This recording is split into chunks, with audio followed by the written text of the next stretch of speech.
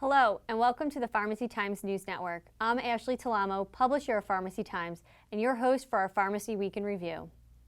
Colorado pharmacists are now permitted to dispense naloxone under standing orders from a physician, but may remain cautious about providing it. Dan Scales, owner and founder of Scales Pharmacy in Denver, said that pharmacists may hesitate based on lack of knowledge about the new laws and the misconception that providing naloxone could encourage drug abuse and facilitate dependence.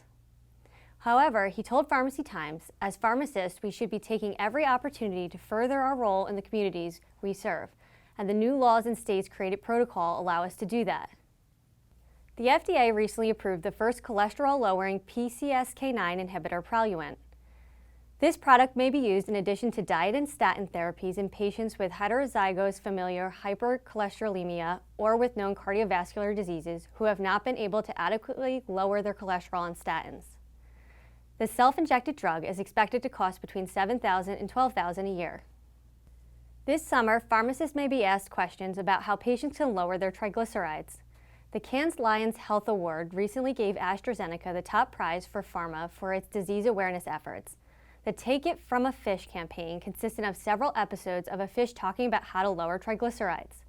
This next clip discusses the importance of diet. Diet. Diet. Diet? What are you doing?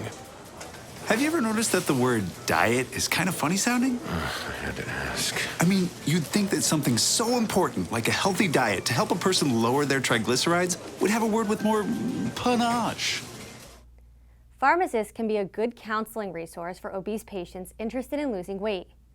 On the Pharmacy Times website, pharmacists can browse through 5 counseling tips, which include ways to set realistic weight loss goals for patients. Jennifer Costello, an ambulatory care clinical pharmacist at St. Barnabas Medical Center, advised that weight loss medications may produce a 5 to 10% decrease in total body weight when combined with diet and exercise. In this next clip, Dr. Costello gives a brief overview of weight loss medications such as liraglutide. There have been 2 new additions in terms of the treatment of obesity management that have been approved within the last year.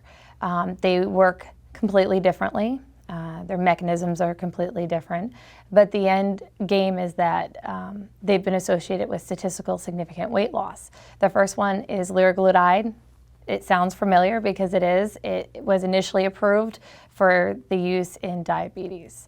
It's been renamed to Saxenda for the treatment of obesity.